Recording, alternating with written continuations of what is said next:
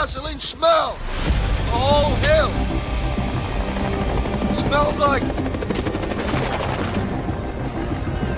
victory.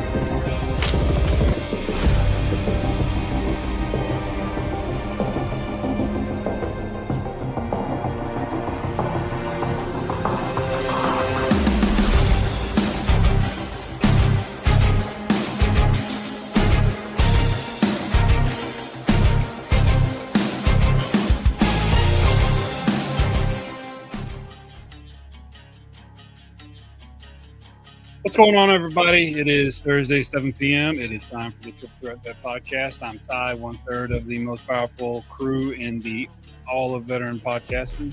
All right, here we go. What's up, TikTok? How you doing? I see you.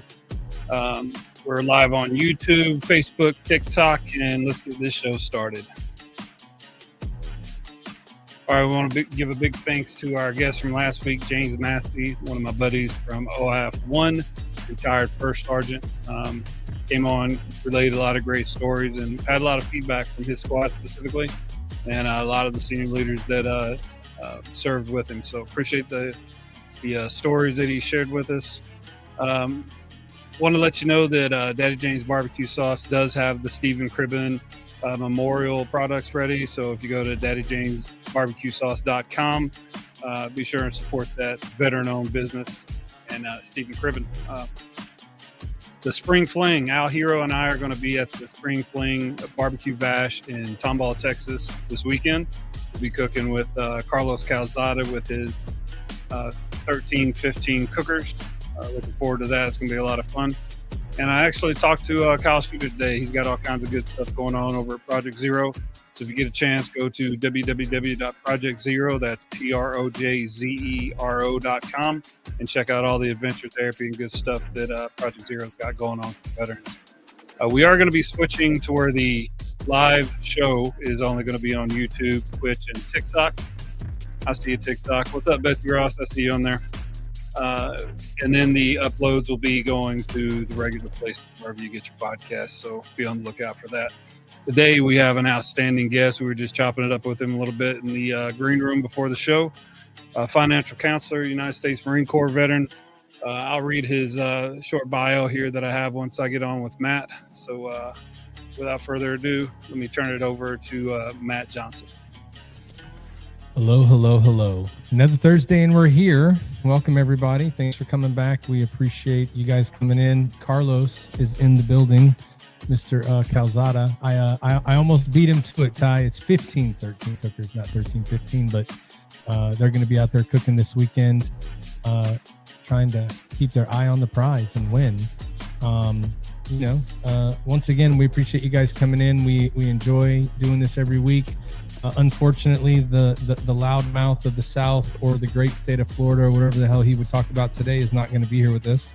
So you don't get that cool ass rant to start it off.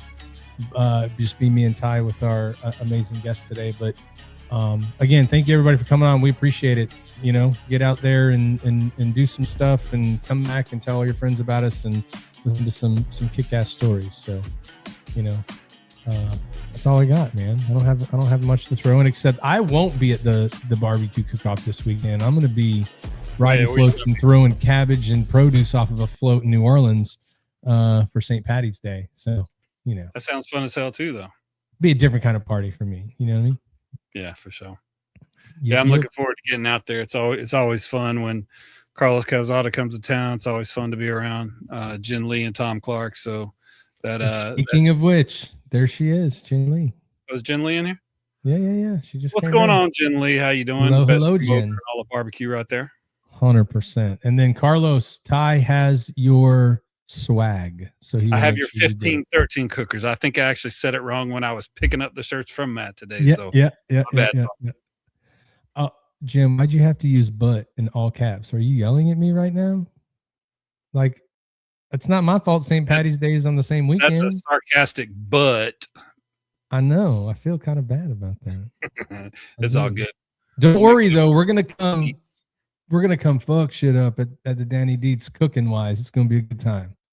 Going to see the Yeah, whole crew out that's there going to be the cooking. first one where we as a podcast actually enter and try to cook. That's going to be difficult too because KCBS has 30-minute turn-in times. We've never done a cook-off before, so this is definitely going to be one of those right off the bat, test our mettle and see what we're all about as a cook. I'm a tree shade. Yeah, well, I'm the best dishwasher, you know. Listen, here's the deal. All you have to do is keep track of time, Ty. Like we'll get it. It'll be fine. We're gonna get it. It'll be okay. Well, I have a feeling we're gonna have so much support there that we may have a rather large. Yeah, but we're just gonna have to mission plan it, dude. Have our times ready to go, and like have the mission plan ready to go, and then have our defaults. The default would be drink more beer if you don't get it turned in on time. It's all good, dude. Yeah, I really don't think Tom Clark's gonna let us fail anyway. I know. I can't wait to get out there. It's gonna be a good time. So what else you got going on? I know you were working your butt off when I saw you earlier today. Yeah, you know, tenants are getting into houses, making T-shirts, talking to clients, trying to get people moving along with their designs, helping Becky promote the art biz as always. You know, Becky I see you there, Miss Harris. Welcome to the show. It's good to see you.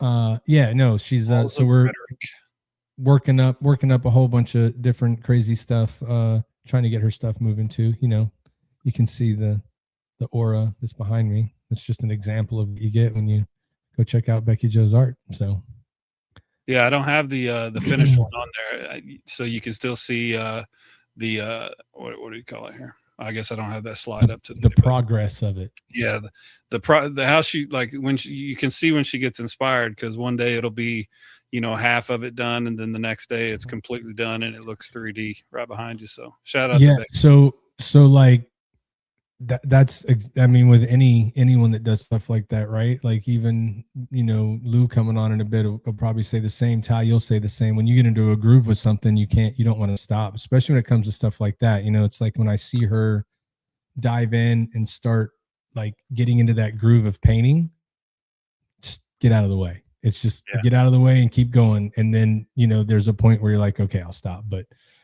yeah, man, like there's times where you think it's going to take forever, and then I wake up the next morning and I'll be like, holy shit, you know? So it's good, man. It's good. It's good. So what about you? What's been going on in the Cobb world? Still, I mean, we're going to we're going to go see Shabuzi tomorrow night. So we'll be at the rodeo. Check that out. And then Saturday I'll be at the cook-off. So there you go. Shout out Houston Livestock Show and Rodeo. That's for sure. That's the coolest thing going around here. Oh, of course. It's the best. It is the best. Well, I tell you what. So Al's not here, so we don't get to listen to any kind of craziness, right? Which I'm really sad about. I like the crazy. So I say we just jump right into it. What do you think? Yeah, absolutely. Let me go ahead and read his bio that I have for him here. Lou Rosado Jr. was born and raised in Southern New Jersey and is a graduate of Southern New Hampshire University, where he earned a bachelor's degree in business management with a focus in logistics and operations. After nearly 2 decades in leadership, much of it with a Fortune 50 company, so that's one of the top 50 companies with influence within their realm based on their fiscal year revenues. That's pretty freaking amazing. He entered the financial services industry in 2021 through the AFP Group, another amazing group, before going on to found Wharton Park Capital Management. Today, as founder of Wharton Park Capital Management, Lou helps individuals and families build practical finance strategies around retirement, protection, and long-term stability. I love to see veterans doing this stuff and helping other veterans and just having a career post-service. That's great. Known for his direct style and heart for service, he works closely with educators, public employees, veterans, and working families to simplify complex financial decisions and turn confusion into a clear plan. Lou and his wife of 25 years, along with their 2 children, have led and supported several community outreach efforts over the years, whether through community service or financial planning. Lou has always seen his work the same way, as a chance to serve people directly, meet real needs, and help families move forward with great clarity, confidence, and purpose. That's very concise, and I love to see. We always talk about wanting to tell veteran success stories. Yeah. And so I'm ready to jump in and do this. For sure. And also one thing that before you bring him in here, that Lou left off of his whole long Chat GPT bio he forgot to tell Grok or whoever the fuck he was talking to that he's also a United States Marine Corps veteran. So thank Devil you. dog. Arr, arr, arr. Yeah. See, they don't do Chat GPT and Crayon, therefore it didn't make it to the bio. You know what I mean? But anyway. Yeah, but just like seriously, just talking to him and the 5-10 minutes before, you can tell when people have their shit together. I'm delightfully tacky yet unrefined, just like Hooters was back in the 90s. So I love it when people come on and they're just like, got their shit together. It's cool as hell to see veterans. Hell yeah. Especially Marines, them motherfuckers are crazy.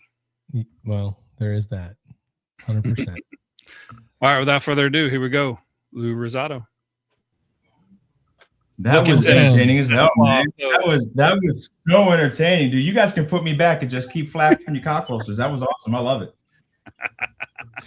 Look, man, it's the one thing that I noticed that wasn't in there that I had to throw it out there. And anytime you have to throw anything out there for a Marine, there's always the opportunity for a crayon joke. So, got to do that too. This is accurate. That's valid. Yeah. Good friend of mine, Bob Bass, shout out the Bass brothers, man.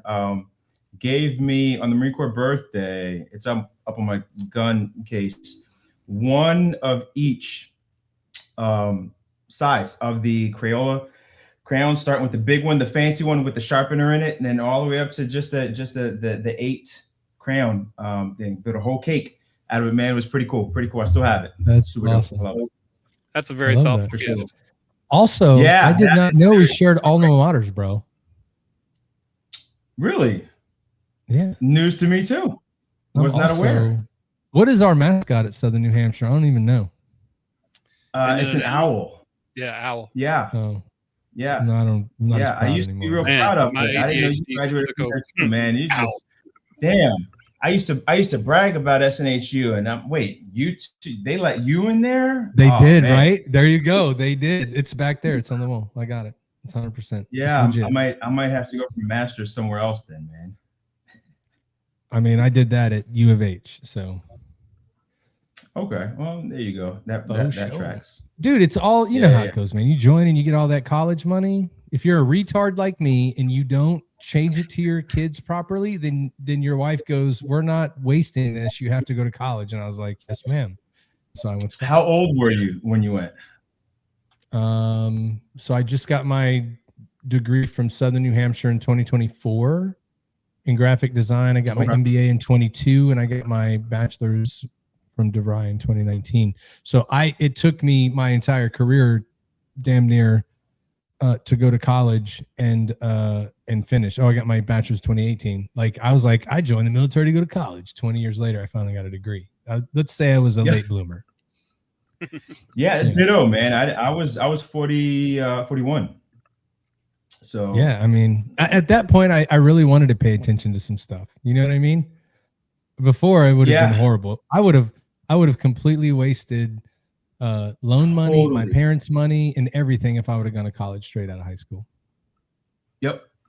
Shout out to my kids for doing it right away and like being successful at it. Good for them, dude. Yeah, man. I was definitely not college material in the quote unquote college years, right? When you're supposed to go. Nope. It would not have happened. Yeah, man. Just the discipline wasn't here. Yeah, for sure. So, Luke, thank you again for coming on. We appreciate you being here. We're excited to learn more about you and share you with the masses. The way we like to do it here is we like to help our audience get to know you a little bit better. We already kind of started off and it talked about where you grew up, but tell us a little bit more about growing up in New Jersey. What was it like? What kind of things did you guys do up there for fun? And let's go through childhood, man. What was it like for you?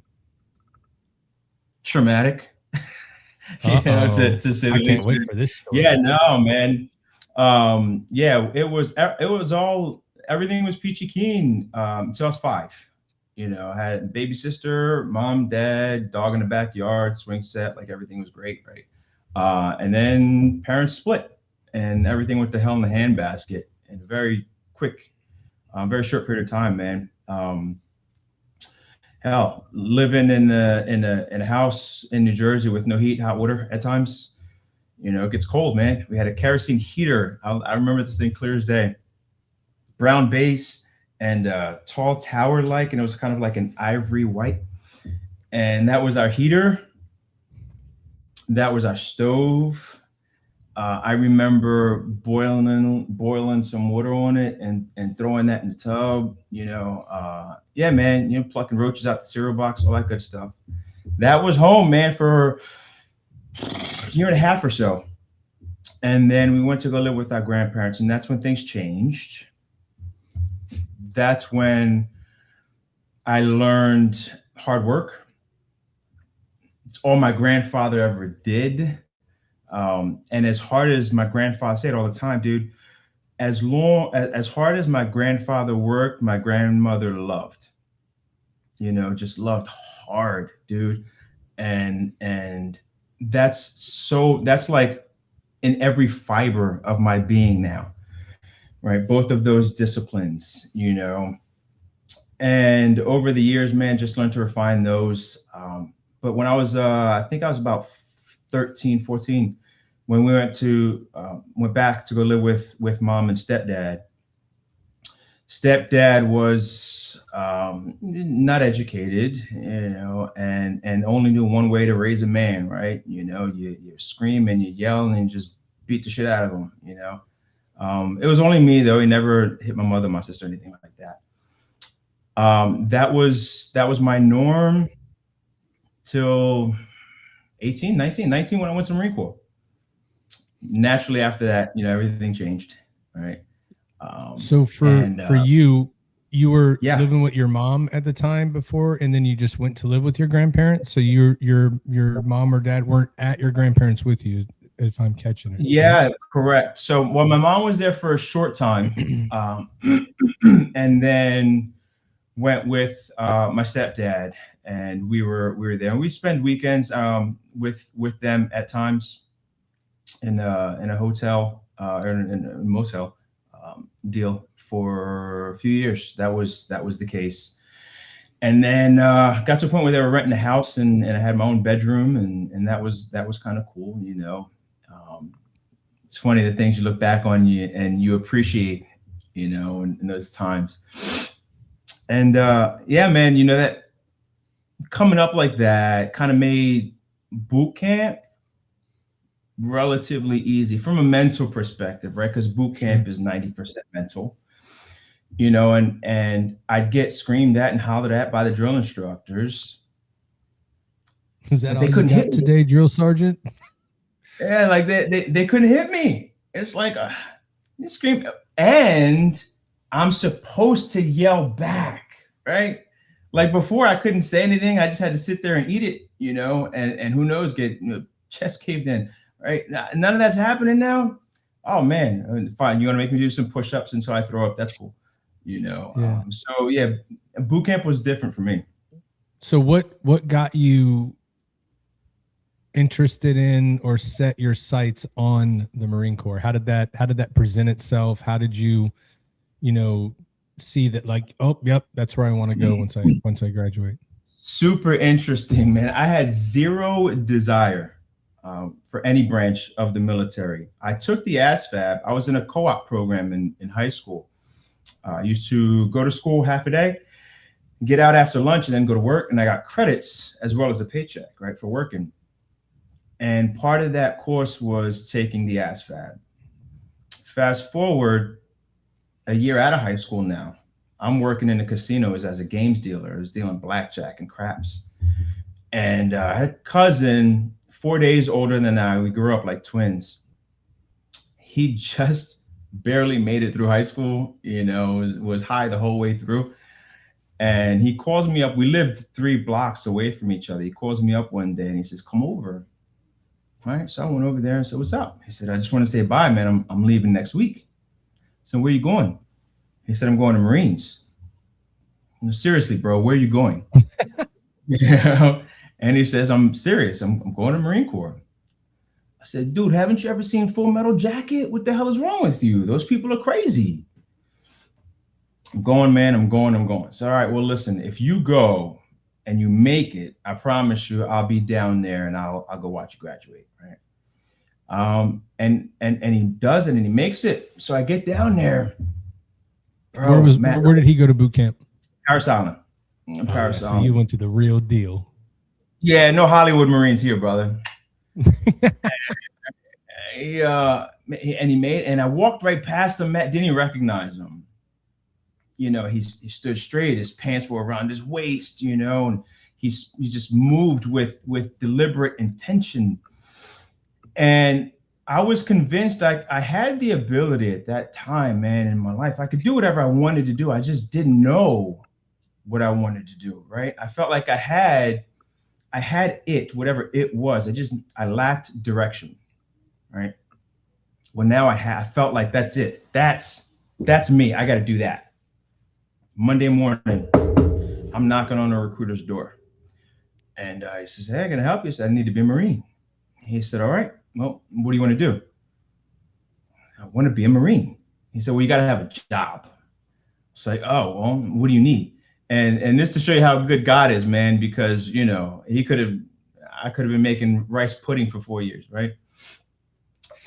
He opens up this big ass book, dude, and he says, I need CFR, crash fire rescue. That sounds fun. I'll do that. 2 weeks later, 3 weeks later, away I go. I didn't learn what crash fire rescue was until we were in A-line, man, and that's 2 months in. We're having square away time with our senior drill instructor, talking about MOSs. And so what's crash fire rescue, sir? And it's fire dog. Sir? He says, you're a fireman. I said, a fireman? Marine Corps has firemen? And people run out of fires. He said, yeah, not your dumbass. Have a seat. And went to the next recruit, you know. And yeah, man, crash fire rescue. I trained right here, man, San Angelo, Goodfellow Air Force Base. Nice. Yeah. Nice. That's how the Corps came about, man. That's how the Corps came about. Yeah. So you went to Paris Island as well, graduated. What was the first unit you went to after you got out? Yeah. So, dude, this is one thing I love the most about moving from Jersey here to Houston is I never talked about being in the Marine Corps.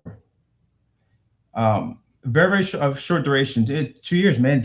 I literally just finished. I did boot camp, combat training, and then school and medical discharge. So I had orders to go to Iwakuni. Obviously didn't get a chance to go. No war stories. It was really quiet when I was in. The first Gulf War was already over. 9/11 hadn't happened yet. It was Kosovo, you know, that was a blip, right? But there was really nothing. So I never really talked much about being in the Corps. Never really, you know, pumped it up or anything like that. And I used to use verbiage like, you know, I only did 2 years. Yeah. You know, like it was a bid, right? Like it was a jail stint in the county. You know what I mean? Only 2 years, right? And then I moved here, man, and it's different here in Houston. I met someone who got a medical discharge in boot camp, severe injury, and you couldn't tell him anything. I mean, he was just as proud as could be. He raised his right hand. He stood on those yellow footprints. He signed, right? He took the oath. It just wasn't his path, right? Yeah. I'm like, damn, I never thought about that, you know? And a good friend of mine, John Cackley, shout out John, love you, brother, said, did you raise your hand? I said, I did. Did you do your job? I did. To the best of your ability? I did. You're a goddamn Marine. Own it. Yep, for sure. Welcome to Texas. In Texas, if you raised your hand and you said, I'm going to go do that, the fact that you did that and there's so many people that wouldn't do it is the reason that when you come to Texas, like, oh, you were in, what'd you do? And, you know, it gets weird because you're like, not a lot. They're like, come on, you were in, what'd you do? And then, you know, everybody's got stories to tell, but the fact that you're willing to go do that is like, and, you know, it's Texas, man. You know, we're proud of anybody and everybody that will raise their hand to go off and do that and volunteer for it. So, well, why not talk about it up there though? That I'm interested in that. Like, what was the difference in being in New Jersey and then coming here? Here, super patriotic. They want to talk about it all the time. But was there any specific reason that you wouldn't talk about it up in Jersey? Just not as big a thing. Aside from, I think it might be Lowe's, has like military parking.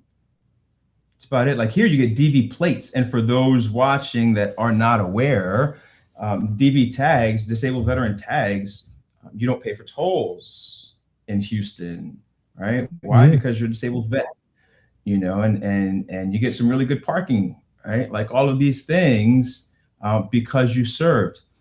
I can't tell you how many times I've got USMC on my forearm.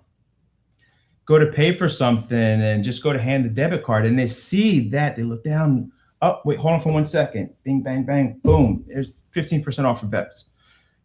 Damn, yeah, thank you. I appreciate that. No, thank you. And it's kind of again, 2 years. I didn't get a chance to do things. And it always felt lopsided to me. I got out of the Marine Corps so much more than I was able to contribute to it. All right. Well, and I would say though, Lou, like getting a medical discharge and having to get out, and oftentimes is that it's not your choice to do that, right? If to say you got to get out because of medical, there's no way around that. So you would have done anything and everything going forward after that. You know what I mean? So like, just because, like you said about the young man that you met, like it wasn't in your cards, dude. You know what I mean? But from the moment I met you here in Houston, and we've talked about a lot of things, I echo the sentiment that you said from what you got from the Marine Corps, how you carry yourself, how you walk around a room, how you talk to people, how you introduce people, how you just engage and interact. Like 100% have all that there. You know what I mean? And so it's one of those things where you did get a lot of that, and you can see it. You can see it. Like you can tell when you're talking to guys that are in the military. You know what I mean? I get it all the time. Shout out Big Berg. I love you, bro. Yeah, man. I've gotten, it's so interesting. I've literally just walked into rooms before. Were you in the military? I was. Marine? Yes, sir. Yeah, you guys walk different. Like, you're tucking the crayon in your pocket. How'd you know? Oh man, my guy Berg, perfect example. We used to work together back in the day, dude. And guys used to give me a ration, man, just because my shirts were always tucked in. Just certain things. It's just, it is in the fiber. Again, it's who I am. It's what I am. And didn't realize it, to be perfectly honest with you, until I got here. And once I got here, man, in a myriad of ways, I learned more and more about myself, about people, about the military. The military population here is tremendous. Hence why I got into the Veteran Chamber of Commerce. I heard that, man, I went running. And interesting. So funny story. I was here maybe 6 months, and I went to a conference, a networking conference. I didn't know my elbow from my asshole when it came to networking. Didn't have to do it before. And I go to this conference, and the person running the conference says, who wants to get up on a hot seat? I'll go. All right, so come on up. So I go on up, and I'm like, so what's happening? She says, you didn't know? I was like, it's the Marine in me. I'm first to go, last to know, right? So what are we doing? She said, well, we're gonna talk about you and your career and what you do and how you do it. I was like, oh, all right, that's easy. So it's the first time I'd been on stage in that capacity, and somewhere along the lines, I said something about Marine Corps, and I got a bark from the audience, right? So I barked back. We finish everything out. Set's over, and I beeline right to him. We start talking, and he says, hey, man, have you ever heard of the Houston Regional Veteran Chamber of Commerce? I said, no, but it sounds like a horrible idea, dude. I'm in. Where's it at? Right. And he turned me on to it. and absolutely fell in love with the chamber. And it's about the veteran entrepreneur, right? The veteran business owner, not anything but that, right? So I was, man, this is really cool. And we're able to speak the same language. And for the first time in a long time, that community, right? That sense, the things that we can say without saying them, right? Or the humor that we can have that others would consider to be dark, you know? And then combine that with the entrepreneur aspect of things. It's like, man, this is where I'm supposed to be. Locked in, got offered a position as a membership director, proudly served that for a little over 2 years, 2.5 years before starting up Wharton Park Capital, and just bandwidth allocation. You know, I just couldn't continue to build two things at the same time. Yeah. I'm still heavily involved, attend functions, I support back end, you know, but out of sight, out of mind kind of a thing right now with that. Yeah, for sure. I mean, it's all about, you know, what you have the bandwidth to do, right? So I had a question because I know that Ty was going to ask you about it when we were talking earlier, I think. And when you read it off. So once you got out of the Marine Corps, before you did logistics operations, you were in leadership, like working in a Fortune, 50 company. Is that what you did as soon as you got out of the Marine Corps? You know, your transition. Hell no, man. So talk a little bit about your transition, because this is the interesting part we do on here, Lou, is everybody's transition story is unique. And everybody's transition story always revolves around the same thing. Is like, I wish they would have told me this and that, right? But your transition story is a little bit different, because you're like, I only did this much time, and now they're like, see you later. So like, for your transition, what was it like? And what did you wind up falling into once you got out? Survival. You know, if there was one immediate skill set that I walked away with, was survival. And you combine growing up the way I did with what I learned in the Marine Corps. And one thing I was going to do was survive. That to me was the layup. At that time, my girlfriend, who's now my wife, she was there while I was gone, you know, taking care of my kid sister for me, right, while I was away training. So I definitely knew she was the one from day one. And I mean, we locked in, man, got married, had a kid. Dude, at one time I was working in one casino from 9 to 5 p as a cashier, leave there, take a nap in my car, and then park cars at another casino from 6 p to 2 go home, take a nap, go back and do it again. If that's what it took to make sure my kid's ass was clean and his stomach was full, it's what I was going to do. That's the answer, right? So as time went on, man, I ended up working as a cable guy. I was 30 at that time, and worked my way up there. Got to the point where, all right, I don't need all of these jobs anymore, you know. And worked my way up in there. And in between that, though, man, from my 20s, it was just survival. Like, what do I have to do to make this next paycheck as fat as I can make it?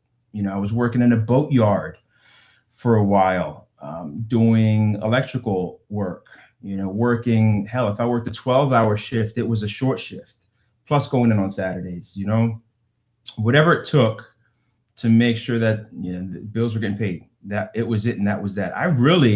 It's crazy. I missed the first year of my son's life.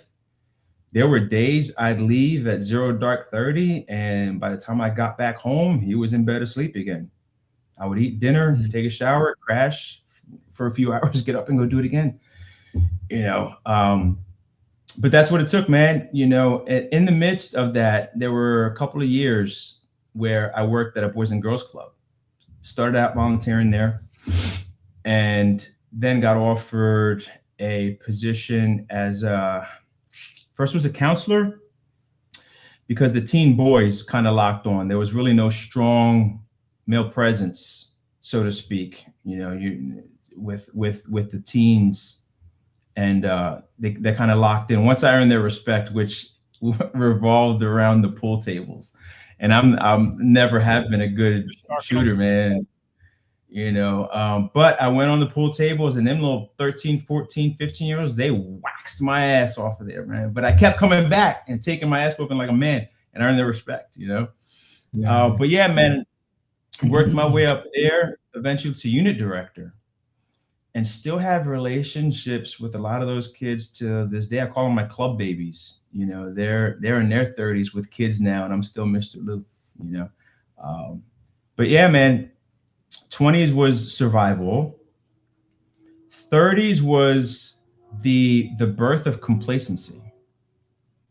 I don't have to work 2 jobs anymore. I can relax. And I didn't know until I was 40. And it's funny, people call it a midlife crisis. I call mine a midlife awakening. And, at 40, I just realized I wasn't happy and didn't know why. I had no clue why. Like who has a marriage, 2 decades long, 2 beautiful, healthy kids, right? Surrounded by people that they love, not rich, but far from broke, right? Paying bills, and you're not happy. Like, what more do you want? Right? And then it kind of spiraled because I started to feel selfish. Like, is it more stuff? Because I have the love, that goes without saying. That was the first time I did a deep dive into myself and realized the lack of gratitude that I had. Was never a man of faith, wasn't a churchgoer besides Easter and Christmas, and didn't know what I was doing. Stand up, sit down, stand up, sit down. I didn't know, And that was the first time I had a conversation with God. I was 40 years old. I said, hey, listen, if this is to show that the ignorance, right, just didn't understand. I said, if everything I have is because of you, first and foremost, thank you. Appreciate you. Good looking out, right? But show me, tell me something. Tell me that it's you. People say you talk to them all the time. I think I'm a pretty good dude. Let me know it's you and not me, because all this time I thought I just worked my ass off and I did all of this, right? And it took about 6 months or so, and he showed me. He showed me for sure. I said, all right, good to go. Ball is in my court. Right now, what? So going back, what made you realize gratitude was the thing that you needed to focus on? I feel like I didn't appreciate it, right? Like I took care of everything and everyone to the best of my ability.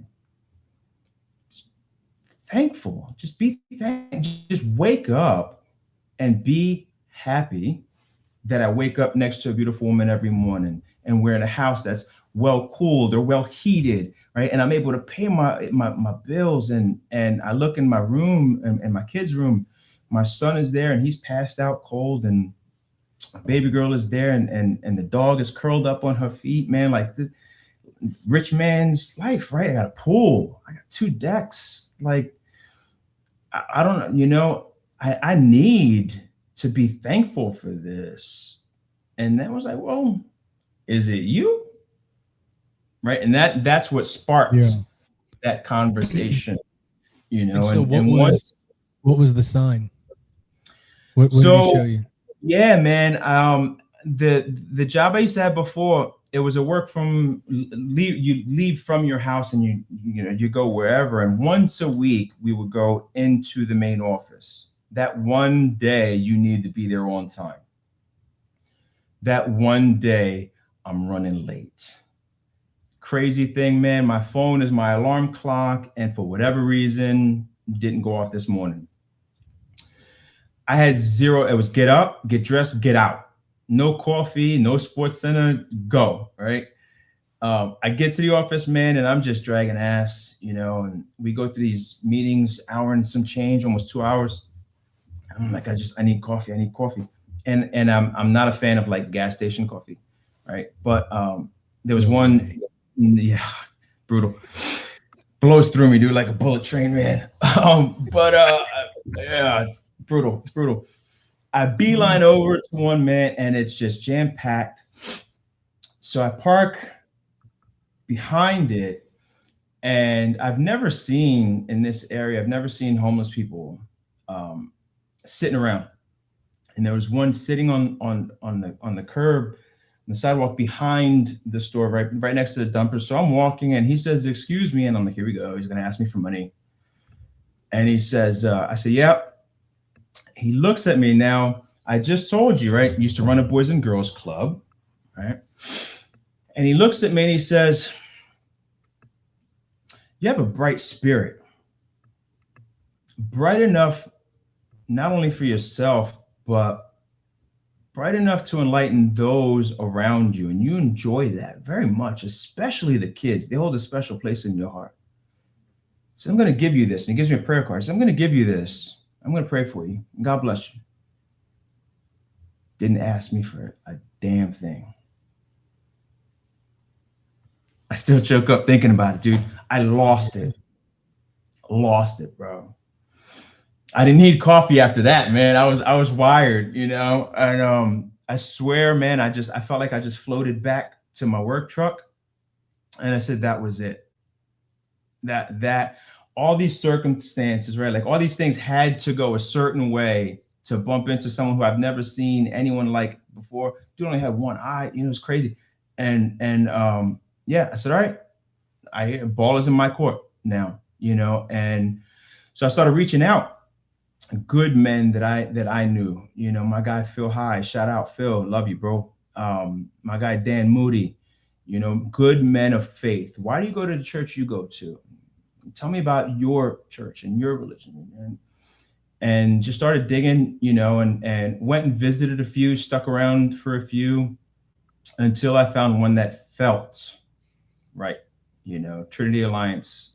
Man, I miss that place so much. I miss them people.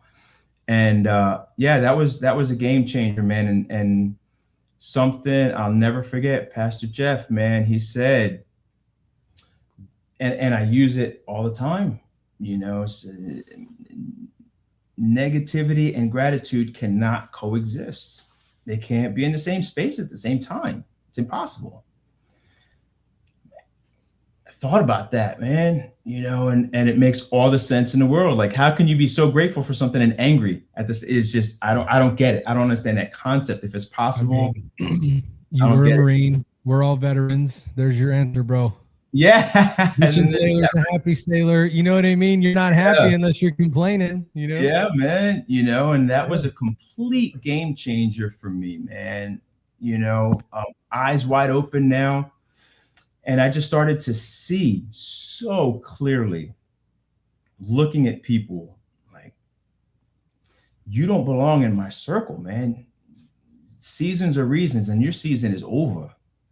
I need to hang around you more often, and I then started to feel kind of claustrophobic a little bit. Like I'm not supposed to be here. I got to be somewhere doing something. I have no idea what or where. So was this at the job you were working? You were starting to feel that? Yeah. I'd been there at that time 12 years. And that is what is so crazy, man. I look back, a good friend of mine, he told me, he said, I should have gone to a therapist. Right. So what for, bro? I don't have daddy issues. Me and my dad, we fixed everything 20 plus years ago. We're like that now. I understood that my 20-year-old parents did the best they could. Who am I to judge what, 23-year-old, 24-year-old, the decisions that they made back then? Not at all. I harbor no ill feelings in any capacity. In fact, I learned to embrace my past, because everything that I went through is why I am the way I am. I don't want to change that, right? Like I had that bad stepdad situation, so I loved on my kids. I was there at practice. I was there at games. You know, I helped with homework. You know, all of those things that a dad should do, I was there for, and then some. You know, strong husband, strong father, all the good things came because it's what I always, bro, I was 16, 17 years old looking for wifey material, right? Like I remember dating girls, like, you know, and I tell them flat out, like, we can kick it, but I'm not going to ever bring you home to grandma, you know, like who does it at 17, you know what I mean? But that was my ideology, dude. I just wanted normal so bad. I was already looking for it, you know? And found her at 19. How, shout out God on that one, right? You know, that's the first miracle. Exactly. So you start looking back, and it's like, you know, you start looking back, man. You know, so my guy Q tells me, you know, I should go see a therapist, and all right, whatever, you know, and I did, and I was going once a week for almost 2 months, and it wasn't cheap, you know. And I said, I remember telling my wife clear as day, I said, I'm gonna give her 2 more sessions. She's got 2 more sessions, and if she doesn't find something, it's it, and that's that, right? I gave it a shot, and hell if she didn't find it. And yeah, she did, boy. She found that thread, and she yanked on that thing. That whole sweater came open, man. And it was the fact that my life was so intact, right? And so stable. I knew what I was coming home to every day. I knew what I was going to work to every day. Don't move. Don't move. Don't touch anything. Don't break anything. Don't worry about stretching because you might miss. You know, I was living a life of complacency and didn't know it. And that feeling that I had, it was my spirit screaming out, you know, it's supposed to be doing something else, man. You know, my therapist said, when's the last time you failed? I'm like, I don't do that fail thing. I don't do that. You know? Yeah, right. And she was like, well, then you're not stretching. I'm like, what do you mean? She was like, if you're not pushing yourself, you don't know what your limits are. That was all I needed to hear, man. Yeah. That was all I needed to hear. You know, I was always scared. Like, what if I went to college and failed? Then my kids are going to see me fail. My friends are going to know I failed, you know, and I'm dyslexic, right? So 41-year-old dyslexic, you know, starting school, right? Like I haven't added letters, you know, in 20 years, man. You know, it's crazy, you know, and I did it, do 2 degrees in 2 years, man. And I went with no goal. I said, I'm just going to go. I use the analogy. I jumped in a race car, and my thought process was not, how fast can I get this thing to 100 miles an hour? It was, how fast can this bitch go? I'm going to open it up. Yeah. Who cares how fast we get there? When's it going to tell me?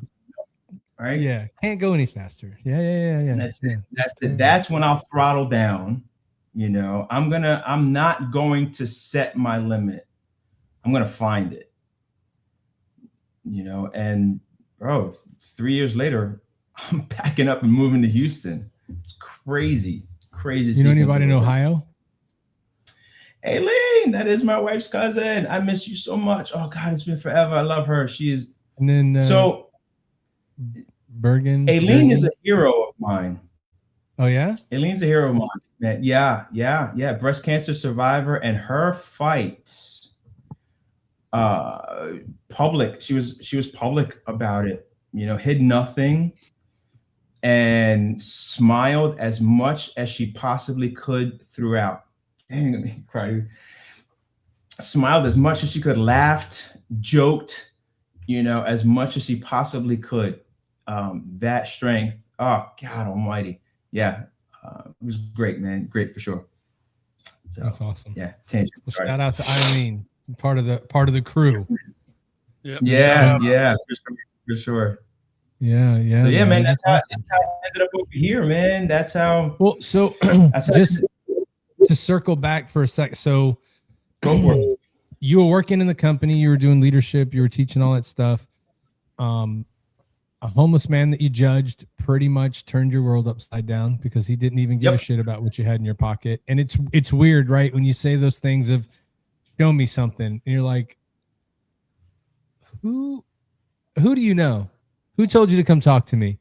You're planted, right? And then you're like, there's no way. And then so that takes you on that journey for, okay, I need to figure more stuff out, go to college. So through all that transition process, I'm interested to see how it was with your family going through that process, right? Because, you were saying, don't move. Everybody keep doing what you do every day. It's good right now. It's almost that thing is like, we got it so good, y'all. Don't mess this up. If you mess this up, it's not going to be good anymore, right? When you started to go through your transition of where you were going to find yourself, did you see your family go through the same transition? Do you think maybe it was something that they were trying to tell you about maybe a little bit before you started going through it? Like, what was it like for you going through it and how they kind of went through it also, right? Because from everything I know of you, your family's extremely super close. You guys do like all kinds of things together. I'm just interested from your perspective of like how that transition was for everybody. My wife was as plain and as simple as you could get about it. She's simple. She said, what do you need from me? And that's how she's always been. And what that looked like was when I'm eating, she would bring dinner down to me, man, because I'm working on a paper. She would make sure the kids were not making too much noise because dad was working, whatever. And to this day, it's she's just by nature. I'll be in here, sitting here, 9 o'clock at night, working on something, and she'll come and, she'll bring me a bottle of water because I haven't even gotten up to drink anything. She'll bring dinner to me in here. To this day, dude, it's just how she's wired. When we moved here, I came here a year ahead. She stayed home. We had the conversation like, hey, listen, we got this job offer and I can go down there. It'll be for a year. I'll build in every capacity as much as I possibly can. I'll come back home, sell the house, and then all of us go back down. Right? We knew we were strong enough. That was not the question. The question was, did we want to put ourselves through that? So I have an interesting question for you on that. Who was the bigger question for on that? Did you want to put yourself through it, or did you both feel the same way about it? What's crazy is it's how I'm wired, right? I know I'll be able to endure.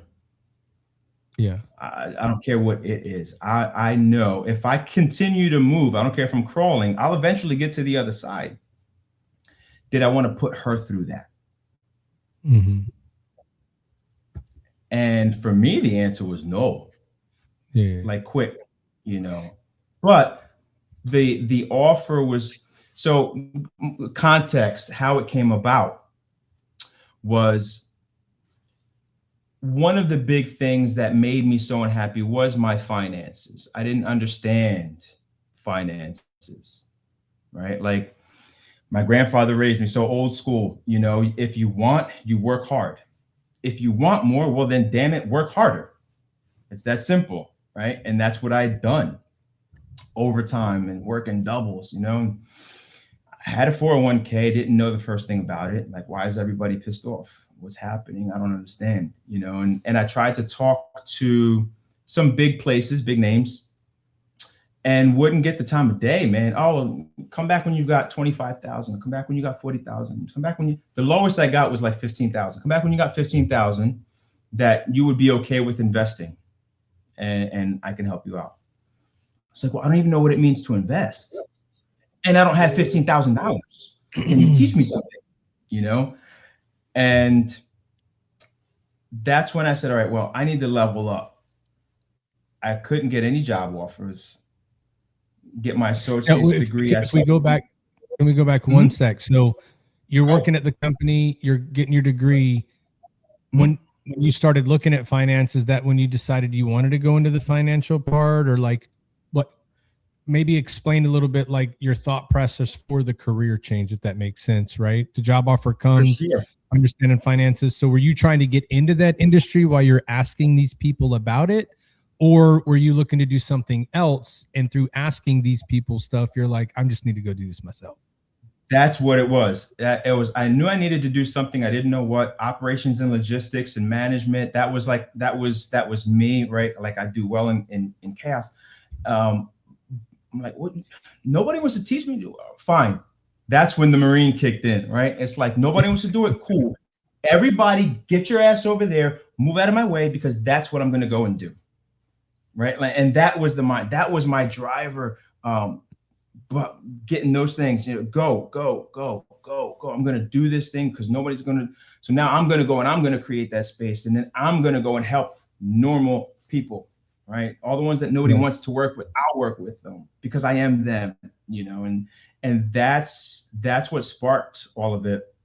And then, yeah, man, then I got the job offer and it started from there, man. A whole new chapter, whole new life. Did you know that job was away immediately, like when you applied, or no? Yes. Well, I didn't apply. It was a good friend of mine who has his own, the AFP Group. He has his own firm here. We met 20 years ago at the Boys and Girls Club. I left the Boys and Girls Club to go work for that company. He went and started selling cars, worked his way up, started learning about finances and credit, and then started working for a financial planning firm, and then left there, bought the AFP Group down here. And once I got to a certain point in my life, now I'm in his sphere, right? I'm in his orbit, right? I'm not that anymore. And that's not to say lesser than, but just a different orbit, right?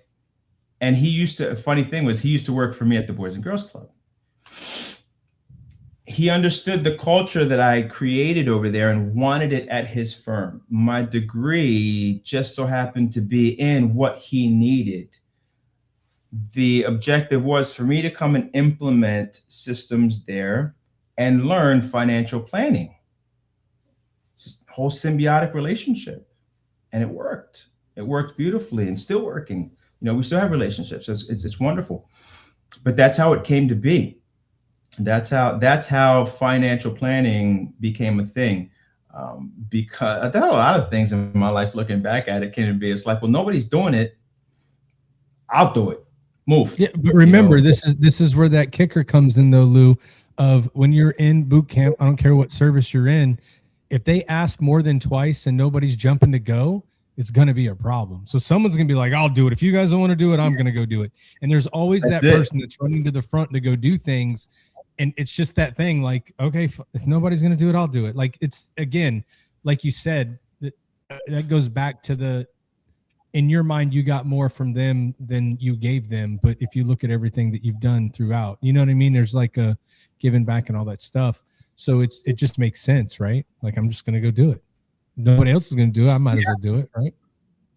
In a very indirect way, absolutely, man. The chamber was a big part of me, me being able to kind of balance that scale for sure in a very direct manner, right? Like, oh, you're a veteran business owner? Yeah, okay, cool, man. What do you need to level up in your business, in your job, and something, you know? And I have a network now behind me. Let me help you, you know? So that was, the chamber was a big level up when it came to balancing that for sure. Right. But yeah, man, thought process. All that. Coming from Jersey to Texas and moving in there. So you did that in 2021, right? The spring of 22. So 22. So 22 to 26, 4 years. And you started Wharton Capital last year? Is that? Last summer. Yeah. Last summer. So I'm interested to see 3 years to go from I'm going to work in this and start my own in the financial sector, bro. Right? Like that's I'm not a financial planner, but that to me seems like a very fast ascension to go. I can go out and do this on my own. Walk us through, like, I go into this thing, I need to go learn this finance. What was the biggest like ahas or takeaways that you had that you could share with people when you first started learning about this stuff, right? You were asking the questions and all everybody said was, you need a lot of money. Well, no shit. That's why I'm talking to you. You're supposed to help me get that money, right? What were the biggest things that you realized, like, oh my God, this is the easiest, or oh my God, I can't believe people they don't know this or don't do that, right? The biggest thing, man, was how simple it can be. And as you continue to have conversations with people, how complex they can make these things in their heads. The assumptions, right? It's like, oh man, that's for rich people, and I don't have. Let's have a conversation. Right? Yeah. Tell me what your assumptions are. What if I told you, I've had people say, oh man, I can't afford that life insurance stuff. Man, rich people have that. How old are you? 42. What if I told you it costs this much for this much coverage? That's it? Like, yeah, that's it. All the time. That's the bad piece of like misconception though, right? A lot of people hear what they're told. Like if you think about it, veterans, let's take veterans. We all are like, oh, that's this, and that. Hello, geniuses. You guys have been putting money into TSP for however long you were in the military. I never looked at it. No clue. It's like, yeah, I got one of those. Whatever. But I don't even know. So you're taking that money out, you're putting it in there. If you work a job nowadays in a company that's W-2, more than likely there's an automatic draw of contribution to 401k for you into that for those companies nowadays, right? So before you would have to choose, and nowadays like they're giving you a contribution, right? And employers give money back. But what were like, are there any like key things? Not so much that's for rich people or, all the misconceptions people have. But in order for you to have the conversations to say, what if I told you it's really this easy? What things like stuck out to you so heavy that you could go, this should be the easy. I can't believe these guys I went and talked to didn't tell me about these things. All they wanted was my money, but they should have just told me this. You know what I mean? Does that make sense? Oh man, the compound interest. That was the biggest thing, right? Like people look at the here and now and they're like, oh man, what's $50 a paycheck, right? And they'll blow that and then some on Uber Eats, and then you show them with a couple of clicks what that looks like over 20 years in the market, and they're like, wait, what? For $100 a month? I'm like, yeah. Is it safe to say you blow $100 a month? Man, easily. Cool. Look at what an extra $50 a month looks like. And it's the difference is like exponential on the other side. And then they're like, dude, like seriously, like $200 a month is in my budget. I could do that comfortably. This is what 200 looks like. Cool, let's draw it up. All right. Yeah, I think too, a lot of this stuff is you don't have to get a coffee every day at Starbucks. Like I tell you what, here's the thing I think, and I don't know, tell me if you think this is true. And nowadays, before, all the craziness that happens for whatever they talk about, inflation and tariffs and all that crazy stuff. I don't understand none of that. But what I do understand is nowadays, maybe because I'm old now. So I go to the grocery and buy 2 bags and it costs me $80. And I'm like, where? You know what I mean? Like, where did that come from, right? So like helping people understand, like, you know, you're spending all that. So that is interesting. Like how much you would make off of doing that. Yeah, I never thought about that piece. That is pretty good. Anything For else sure, that you're man. like, oh, this is the simplest thing ever. Everybody could do this right now. The biggest, truly the biggest wow moment for me was that dude that makes 500 grand a year can literally have the same bad habits that the dude making 50 grand a year has. The problems just They have pay a more couple for extra them? zeros on them. Say again? They just pay more for their bad habit. That's it. It's so much of finance is behavior. It's behavior and knowledge. I've met people that have 40, 50, $60,000 in a checking account because they just are they're afraid of the market, stock market, right? And it might crash and all my money's going to be gone. Well, you could at least put in a savings account, right? You know, lack of information in some cases. In other cases, I've seen it's the equivalent of check to check, but really when you're talking about those numbers, it's quarter to quarter. And it's the same behaviors, just to the 10th degree, man. You know, the same conversation I have with Joe Public, I'm having with Joe Millionaire. Just add a couple of commas in there. And it's crazy when you look at it from that perspective. You would think, for sure. You know, you would think like, man, you net worth over $1 million. You didn't know that? No, he didn't. He just took big ass risks that hit, and then took bigger ones that hit. So how do people that are in that higher bracket, like you're saying, you know, you got people that make 50 grand, you got guys worth over $1 million. I think a lot of people, if you were to ever meet a millionaire and you are in a business or you do financial, like if I meet a millionaire, like it's one of those things where, oh my God, that guy's a millionaire. You gotta, you know, it's like you gotta stroke the ego a bit. How do they react when you sit down and like, because I already know that you're like, you didn't know that you should do this, and they're a millionaire. Like, how do they react to that? Like just hearing it plain and simple, upfront, bar none, not trying to sugarcoat it. Like, do they receive that well? I would imagine. Yeah, for two reasons. So first and foremost, when I operate, I do so very intentional. I create a judgment-free space, right? This is a safe space. This is a judgment-free zone. If you don't know something, tell me you don't know. Then I can teach you. I'm good. I'm willing to meet you where you are. We need to figure out where you're at, though.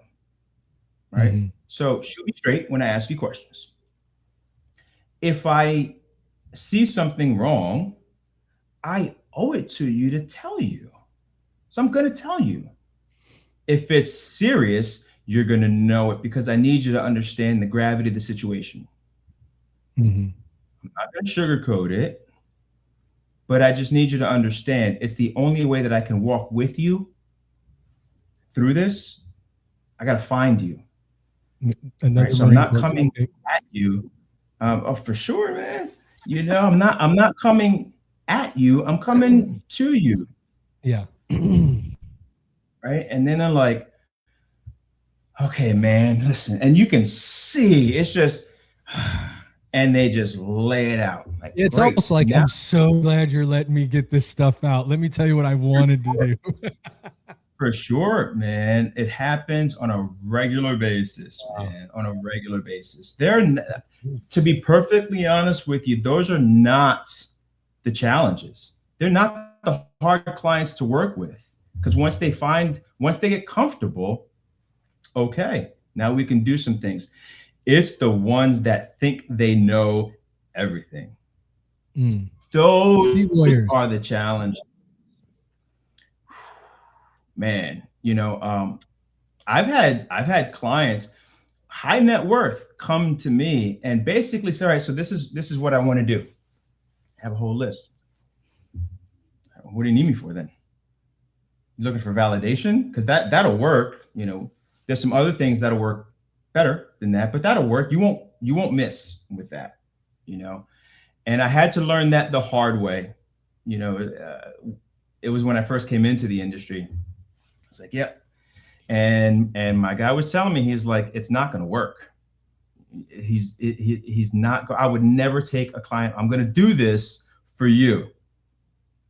It's not going to work. And lo and behold, man, hours of work, bro, hours of work didn't work out. Why? Because he was just looking for validation.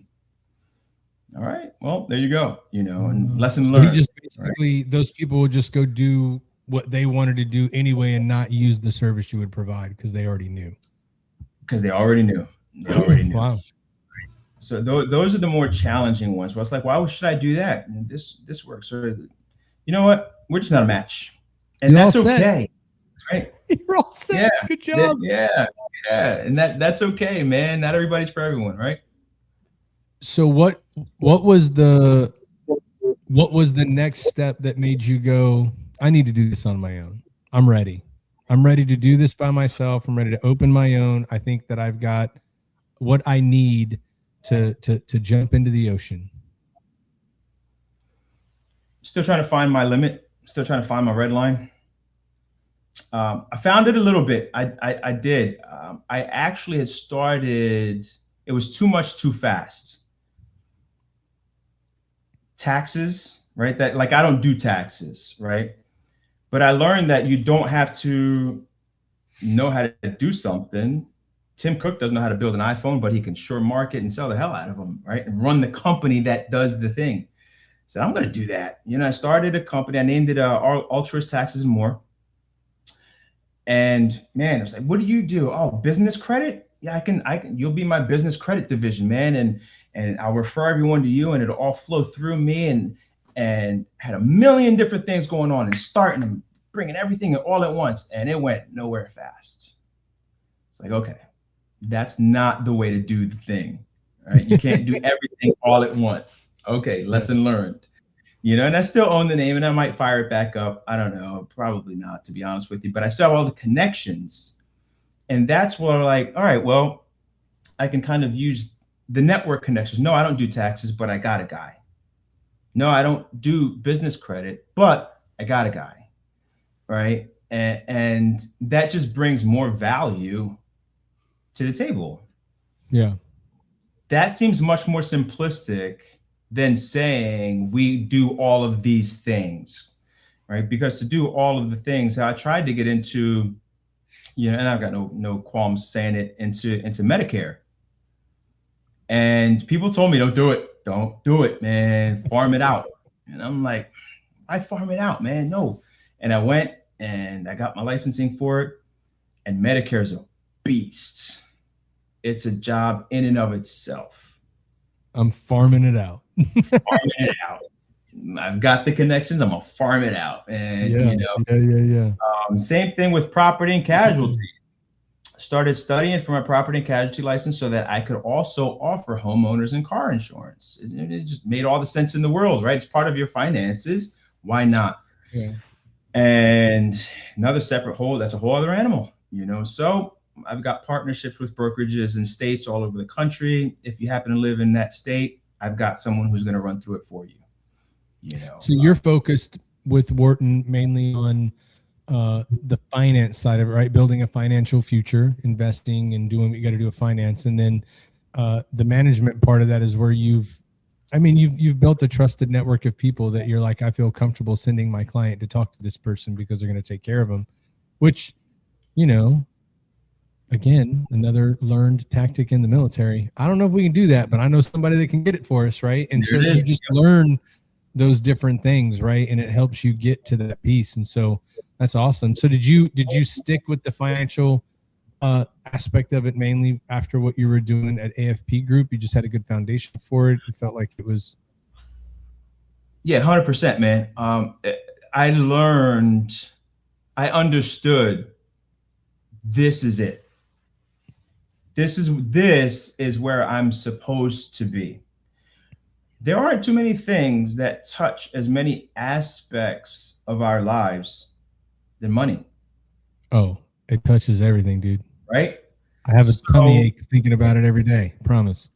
for sure, man, everything you do revolves.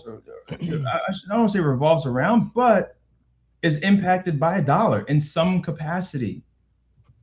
So if I can Yeah. teach people how to control that, well, how much control does that give you over your life? Because there's so much that's out of our control. Yeah. So why not hone in and lock in on what we can control? Allocate your bandwidth to that, right? I say it all the time, don't get pissed off because it's raining outside. You can't control that. Yeah. Get mad if you forgot your umbrella. For sure. I That think that a lot of but it goes with everything. You talk to business owners. We own businesses. We do a lot of stuff on the podcast, talking to a lot of veterans and a lot of different things. And the thing that you find, and the thing that you have to, I encourage anybody is if you have an idea and something you want to do, you just have to do it. Right? There's never a perfect time to do something. There's never a non-perfect time to do something. And Becky and I were talking one day, and I don't remember what we were talking about, but whatever we were talking about, we just simply were like, but we always make it work, right? And then you were like, oh shit, that's right. We do always make it work. So why can't whatever we were talking, why can't that not be something we can do also? You know what I mean?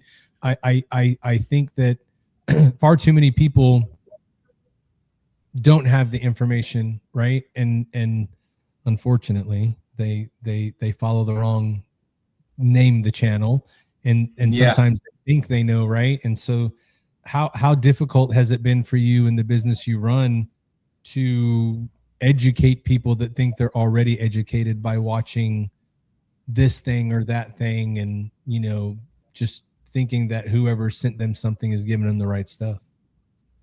Do you see a lot of miseducation for finance out there that people are seeing? Oh my God, these finfluencers, dude. That's why I don't have my hair anymore. They made me pull it all out. Get yourself an LLC, and then you get a life insurance policy under the LLC that pays you, and then Uncle Sam pays you taxes. You don't pay. Shut up, dude. They drive me nuts. And I get people all the time that will ask, and I'm so thankful for it because they trust, right? So, hey, Lou, is this real? Like, that's real if you want to go to jail, right? Where some of them are real, but some of them are real, but they're just, yeah, man. It's half truth, right? They're not lying. Yeah. More often than not, that's the case. They're not lying. They're just not telling you the whole story. Right. That's the big deal too. Like for people that are watching now, like the whole thing with an LLC, right? I talked to somebody the other day that just got their LLC, and they were like, oh yeah, I got this LLC and now I'm good, and good to go. And I'm like, okay, well, what do you mean by that? And just the way they were explaining it, right? They just have a sole proprietor. It's just them. They're like, yeah, taxes. I'm like, you do know that's still going to be on your tax return, right? Like it's not, it's not going to be a business tax return. If you just have a sole proprietor, it's going to the same thing. And then it was like, yeah, but the guy told me, said that, and this is where they get it. Like it'll all be separate. Of course it will. That means now anything in your business is separate than your personal. So if your business gets sued, they can't take your house. That's separate, not taxes, bro. Like you just put yourself in a new tax bracket. If you do really good, you just didn't know it. You know what I mean? So. Yeah, man. And life insurance is a big one. There's a type of life insurance policy that it builds equity, called cash value. And you can borrow from it tax-free. Yes, this is all true. You don't lose money. That's accurate. But there's so many trade-offs. And that's the thing. That's one thing I've learned is I don't have to push any products. I just need to educate you so that you understand what the trade-offs are, right? Every decision has a trade-off. Yeah. You can't make $1, spend $1, invest $1, and save $1. Bro, that's $3. You only made $1, right? Yeah. So wherever you divvy it up, however you divvy it up, you've got trade-offs. Let's explore the trade-offs. Now you're able to make an informed and educated decision. Yeah. I'll go and I'll push those buttons for you. See, now that's getting into talk where I feel like I'm in the principal's office again when you got to make an informed decision. So for me, I go ask my wife because that's how I make informed decisions because I'm smart like that. However, though, if you haven't noticed, we got fire around the thing. You're talking about taxes that heats up the room, and Ty is ready to take you through our hot seat. So you get to go here for a couple minutes. My man Ty, it'll be a good time.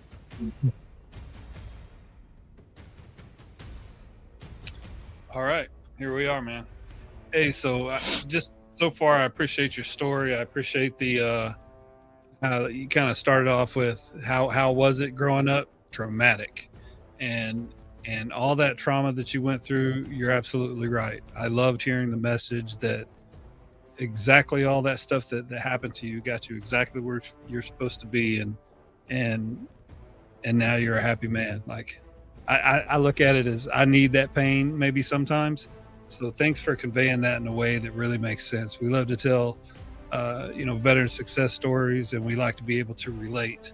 And I think your story, just being from New Jersey, you do have that to where if you're telling somebody something, you make it, you build that rapport, which just makes people comfortable with you. So, like I said, we talked for about 10 minutes in the green room, and you can already tell you have something about you. So we're gonna do a bit of a light hot seat, since I think most of what you're doing is in the hot seat every day, because there's so many regulations and everything that you got to deal with professionally, and you still got to pay your taxes. So I mean, Sure. like I said, from before I even heard your story, you can just tell when somebody comes on and they got their shit together.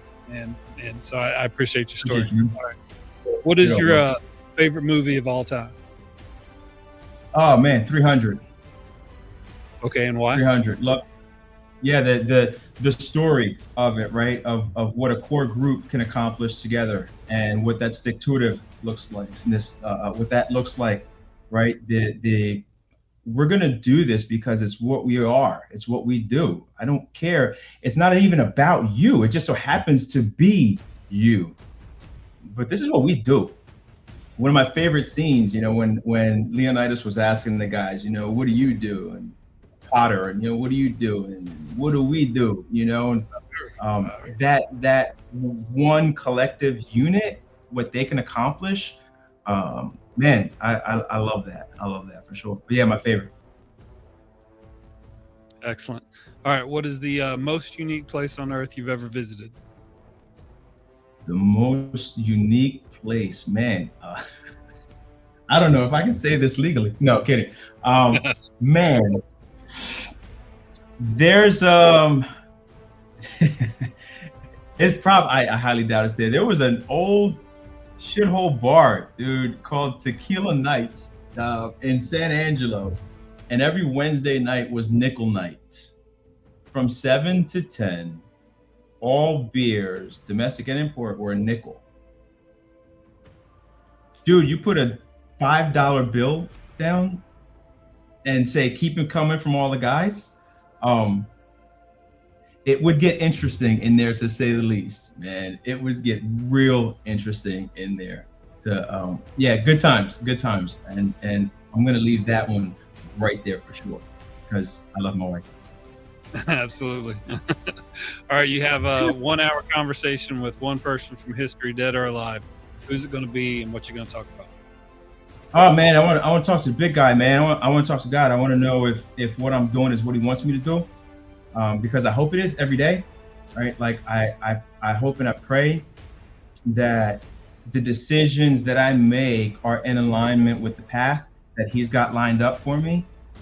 That's the struggle that I have. Like, where is it persistence, and where is it being stubborn, right? Like, am I pounding on a door that you don't want opened? And that goes through my head when business gets hard, right? Like, did I get it wrong, or should I be doing a different version of it? Are you just testing me to see if I should continue, right? So yeah, that would for sure, man, have that conversation. Am I doing this the right way? Is this what you want? Am I where I'm supposed to be? 100%. The scripture that comes to mind when you say that is, I don't know what scripture is, but it's, may the words of my mouth and the meditations of my heart be pleasing in your sight, oh Lord, my rock, my redeemer. You know, that's kind of asking God, like, am I doing the right thing at any given time? Yeah, I mean, you know, because I've got a problem with no, right? You know, so when somebody tells me no, okay, well, you may have said no. I'm gonna get a yes if I've got to create the yes, you know. And the whole, that blessing is also that curse, right? You know, it can be that sometimes. And yeah, man, balancing that is troublesome at times. You know, it really is. It really is. Yeah, absolutely. I totally agree. What military habit that you developed over the course of your military career, or even pre-military, because you've had a myriad of experiences in life that's brought you to where you're at, but what habit have you developed that's stuck with you to this day? Cussing. Man, that's probably the biggest one there, man. But one thing, so I used to have anger issues, and Sergeant Willis, man, Drill Sergeant Sergeant Willis told me, said, I'm going to turn you from a machine gun into a sniper. So this doesn't understand. You got to speak in third person, right? So this recruit doesn't understand what the drill instructor means by that. He said, you will. Aye, sir. And it was about 2 or 3 weeks before we went through the crucible, and we were gearing up for it, training for it. And he pulled me aside. He said, you remember what I told you? So, yes, sir. He said, what's a machine gun? You spray and pray, and everything and everyone in sight. And he gave me a nickname, and I actually, interestingly enough, I've got a tattoo, lightning bolts on my calf, on the side of my leg. And he compared me to a lightning strike. He's like, everything is fine, and there's a flash of Rosado, and everything just went to hell in a handbasket. You need to hone that in. Aye, sir. You know, and that's when I learned it doesn't have to be everything and everyone. It can just be you. Right? Focus that. Harness that. And it was years before I understood that that doesn't necessarily have to be a bad thing. I can want to help everything and everyone. But right now, my scope is on you. Right? It's not the machine gun spray and pray. It's a sniper to help you. That has been the biggest takeaway from the Marine Corps, man, because when that gets locked and loaded, bro, the things that, it's one thing I learned about people. People love opportunities to contribute. They just don't know how sometimes. So when you create that opportunity, all of a sudden people start jumping in and want to help out. I ended up sending 4,000 cases of water to Flint, Michigan, bro, during the water crisis up there, because I just asked people for water. 4 tractor trailers, 73 pallets. I didn't buy all that water, you know, I just put it all together. That's when I learned, man, you know what, when I honed it, that's what he meant. You know, it's like I knew it, but still didn't understand the concept of it and how to implement it. And once I did, I can do some really good things. That's what I'm supposed to be doing. Shit, that's what it is. I'm supposed to be doing good things. And that's when I found my purpose. And that's when life changed. Right then and there. Right? When I understood I'm supposed to be here to make a difference bigger than myself in some capacity, in any way that I can, as many times as I can before he takes me home. Got it. Who wants to help? Who wants in on this? It was like Jerry Maguire, right? Who wants in on this? A lot of people come, a lot of people don't. That's fine. Either way, it's getting done. You might as well be a part of it. That's simple. Don't overcomplicate, man. Keep it simple. Keep it simple. Love it. Spoken like a true Marine. Hula. Simplify. Like that's cool as hell. All right. First concert and best concert. First concert was in Camden, New Jersey. Montel Jordan opened up. This is and then yep. And then was TLC and the main act was Boys to Men. Mm-hmm. Favorite was Mark Anthony. I got to see him in Atlantic City. Yeah, I never saw so much energy come from one human being like that. It's when you're in person, to see one person just command an entire venue like that, you know, tens of thousands of people. It was incredible, man. And it was, yeah, I damn near blew the roof off of that place. It was crazy. It was chaos. I loved it, man. Yeah, by far, Mark Anthony concert. I love that. It got me thinking about what concert did I feel the most energy, and I've been to. I was born in '75. I'm a kid that grew up in the '80s and '90s, so I listen to all genres of music, and I love rock. Yeah. I love rap. I love classical. You know, I love the three tenors. But the most energy I ever felt at a concert was Beyonce. Like, I saw Beyonce in I guess it was Energy. I'm not for sure if it was Toyota Center or Energy. Which came here a few years back, right? Yeah. Yeah, it was like last year or something. Yeah, that was the craziest, most energetic show ever. All right. What is the simplest, best financial advice that you can give to someone that's transitioning out of the military right now? Ooh, transitioning out of the military. Swallow your damn pride. Right? Put it away. Put it away. Ask. People will say all the time, man, I don't even know how to start. You just did. That's it. Like, you literally just started. By saying you don't know and you want to know, you're putting it out there. You just started. Now, someone might knock on your door. You might have to go knock on other doors. But you start by starting. It is that simple. That's kind of organically become my thing, taking complex ideologies and just make it's just this. That's it. Is that it? That's it. I don't know what you thought, but it ain't that. It's this, right? Keep it simple. Life is bro. Life is complicated enough as it is. It doesn't need our help. Put your ego away. You don't have to help life with complex. Keep things simple. Figure out what you can do, what's in your bandwidth that you can control.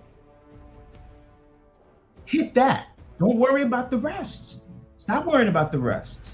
You want to start? Start. That's it.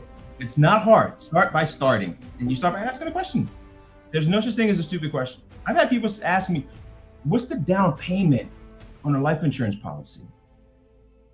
All right, well, there's no such thing as a down payment on life insurance policy. This is how it works. Because that was their starting point, right? They have zero clue about how that works. Okay, now that I understand where you are, I can meet you there. Start by starting, man. It's that simple. Just start. Just damn start. That's it. Boom, easy. What drives you in life today? Ooh, don't make me cry on this one, brother. I strive day in and day out to give my wife a return on her investment.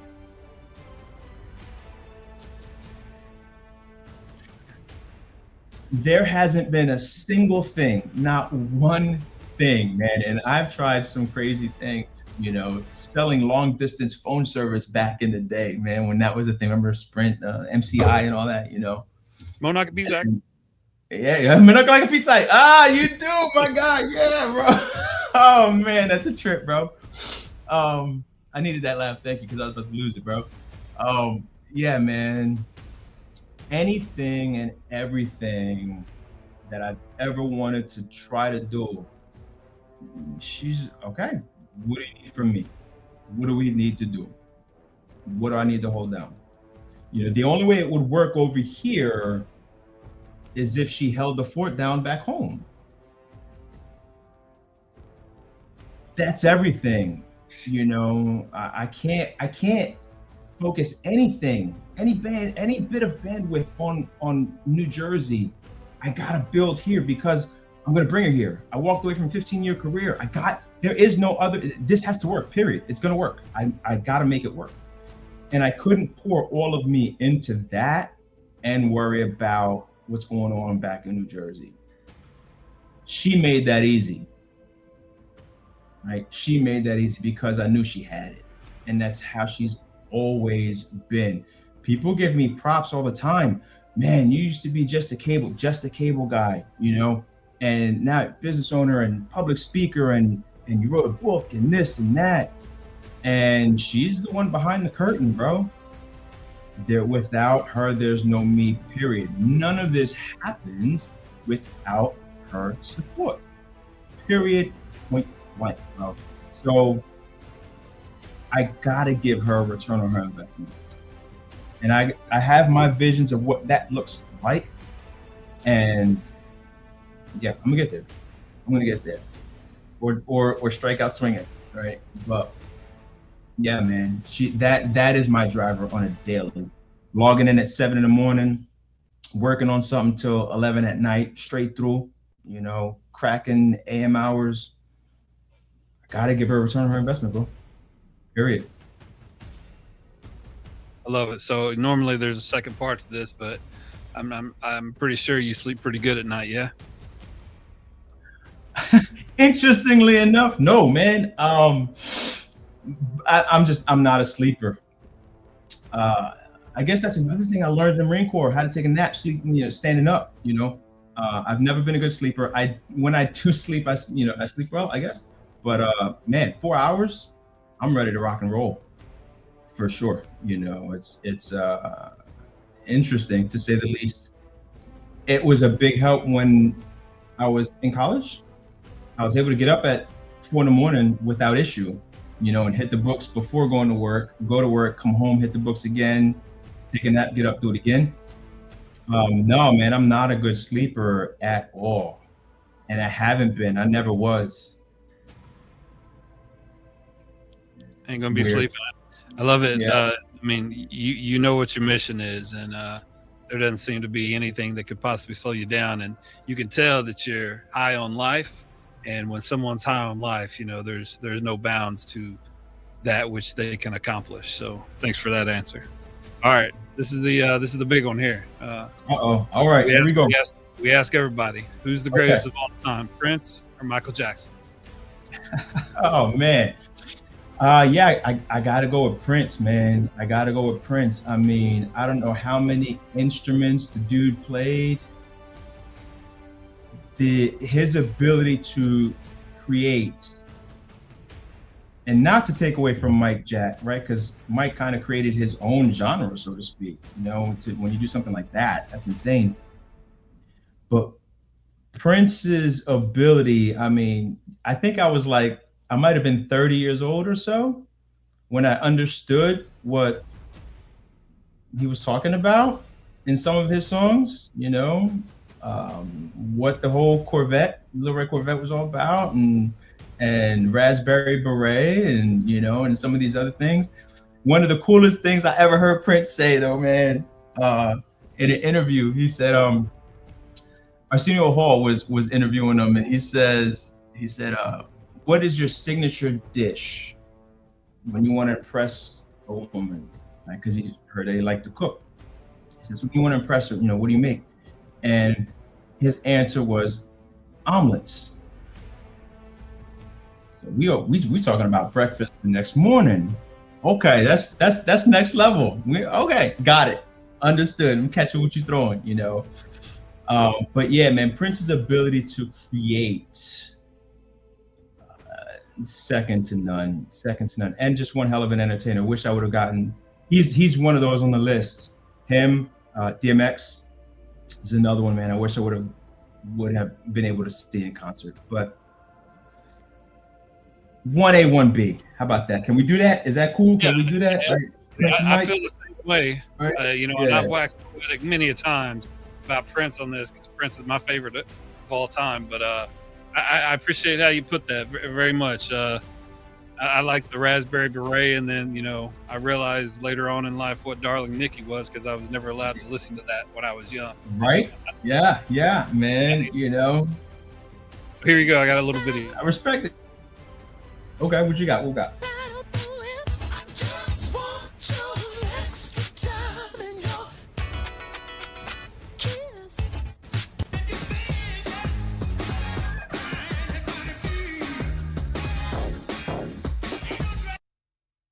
Love it, man. That's awesome.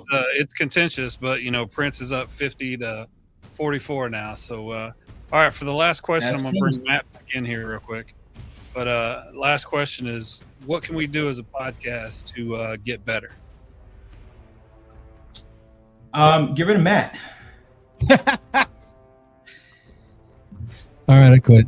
But that's it. That's all. Easy, Done, son. Done deal, man. No, man. What can you do to get better as a podcast? Man, Matt talked to me about this easily a year or so ago. And full disclosure, you undersold. That seems to be a theme for you, Matt, right? You undersell, right? And overperform, right? Over deliver. All millionaires do. Man. I'm just not there yet. Brother, I think this full disclosure, man, I've turned down offers before on podcasts and whatnot just because I didn't know what I was getting into. I don't know. Let me go and check it out. Take a look at it. Not quite my jam. And we talked about this and agreed, we're going to make it happen one day. I didn't look at anything. I just trusted you. Stupid me, right? Marine, right? Go first, ask later. Trusted you, bro. And I'll tell you what, man, had you described the platform that you guys have, I'd have been knocking on your door, bro. Just saying. So I would say, man, to put it out there a little bit more, man, to push harder and say, look, this is what we're doing. Y'all definitely move a needle. Sure, man. So to be fair, we don't, I feel like we don't do that a lot because if we were to do that, it takes away from how special the show is for us. Like people that have been on can do word of mouth for us and help us grow like that. But again, if I was to set you up for this the way that it was going to be, I don't think you would have been able to go into it the way that you wanted, right? I feel like when people prepare to do things and they're on a script for something, then they just they got to stick on that road. And the thing that makes us special is that, don't fire us tomorrow. We don't prepare for these things. We want to know you. So we ask you questions. We go through what you're talking about. We want to feed off who you are. That's what this is all about for us. And, that's why I just go up to everybody I do a podcast. It's every week. Yeah, it's right here. It's on Spotify. Yeah, we're at number 141. No big deal. Whatever. 141. They're like, holy shit. I'm like, yeah. You didn't even give me that. You were like, we put out there on YouTube and stuff. It's like, oh, that's cute. Sure, I'll do it, bro. See if I can help you out in some capacity. And none of this for anybody. None of this was scripted. I had no idea what I was going to be asked in any. Again, fully trusted. Matt, you're hired. Share away. You're hired. Yeah. It's fun. That's the part of the live show that I love, and we'll have to put together a little pitch for the veteran communities, Matt. And I would love to hear your take on it from having your finger in every industry that we would need in order to. Oh yeah, boy. I would like to probably pitch it to you sometime. And we can do that at a chamber event. We'll see you there. Yeah, there you go. I'll bring some handouts, and I'd really like you to hear our plan because it'd be great. It'd be great to do this plan that I want to do, which we'll share with you. But it's also really special and very therapeutic for us to be able to talk on Thursdays to each other, and we carve that time out, and we're seeing what all our families are doing, and of all the shit that we go through and all the stuff that goes through our head. You mentioned at the beginning of the interview dark humor that we have. Like I'm looking at TikTok. We got hit. I guess we said something at the first 2 minutes of the show that offended TikTok. And I'm just thinking, man, there's so much happiness going on here. But anyway, I would love to know, out of curiosity, man. What was it? Oh man, now I'm going back in my head. I would love to know what it was. It's definitely not Lou's fault because he wasn't on in the first 2 minutes. But maybe we said your name and they're like, no. I think usually it comes. Usually I see the things come up whenever Al does a rant. So when I see something pop up and say, restricted hate speech, I'm like, what the fuck? maybe it's already set up to go, oh, these bitches is live. We're about to tag it. It's right about now. Yeah, right.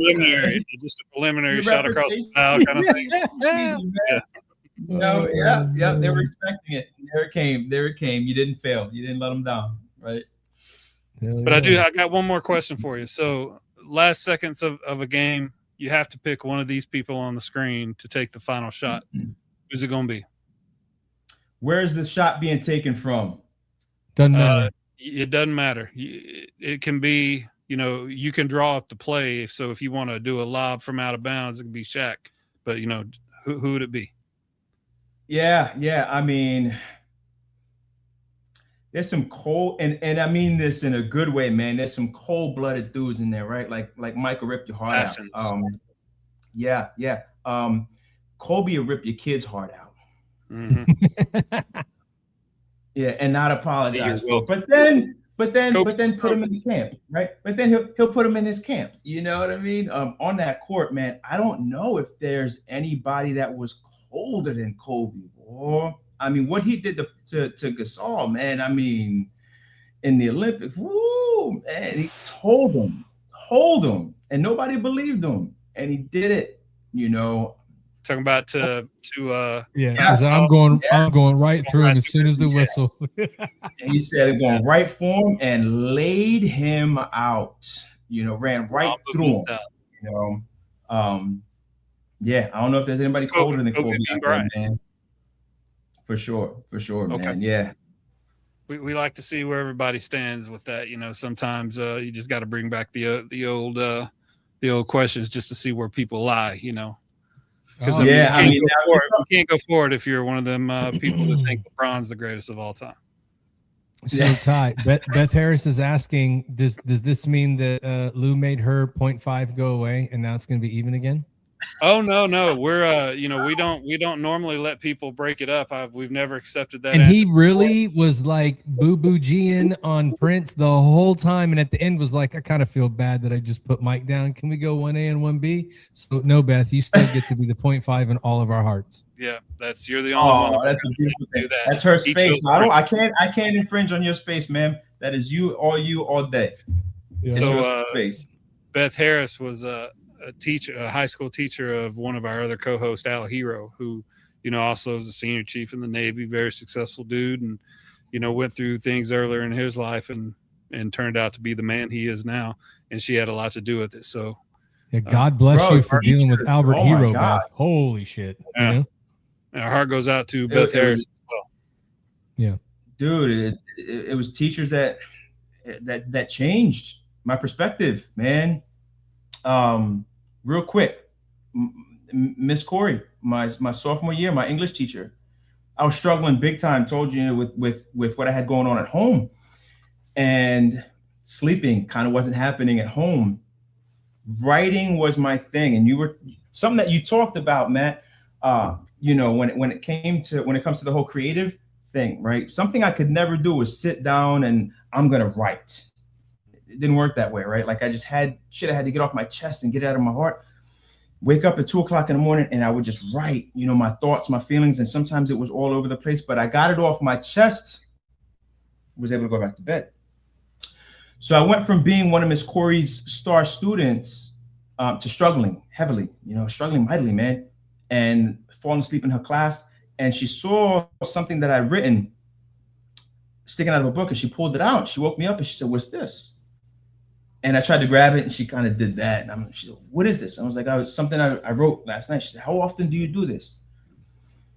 I said, "It just happens sometimes, Miss Corey. Just got some things I got to get off my chest, And she said, "Well, whenever you do this, give it to me." All right, fine, whatever. She ended up giving me extra credit that helped me pass the class. And it was the first time that I can ever remember somebody seeing me. Because she asked me, she said, "What, are you okay? Is there anything you need help with? Is there anything you want to tell me?" And I lied through my teeth. "No, I'm square. Everything is fine. I'm cool. I can't sleep. That's all." And I circled back probably around that 35 to 40 phase and told her how much of a difference that made for me when I used to run the Boys and Girls Club. I made sure all 350 of my kids knew and felt that I saw them. I'm here for you. I don't know what you might need, but I'm here because you're not the same that you were when I met you. Something is wrong. I see it in you. So whenever you want to talk about it, you don't have to talk about it. Just know that you can, and I'll be here. Yeah. Changed my whole life once I learned and understood. And I was a teacher, man. Her and my second grade teacher, Miss Polk.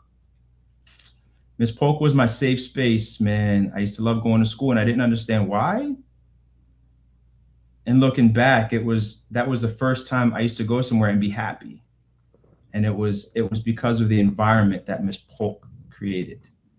So yeah, two of the most influential people in my life, two teachers, which is why I love serving them now in the financial sector, guiding them with their 403Bs and whatnot, man.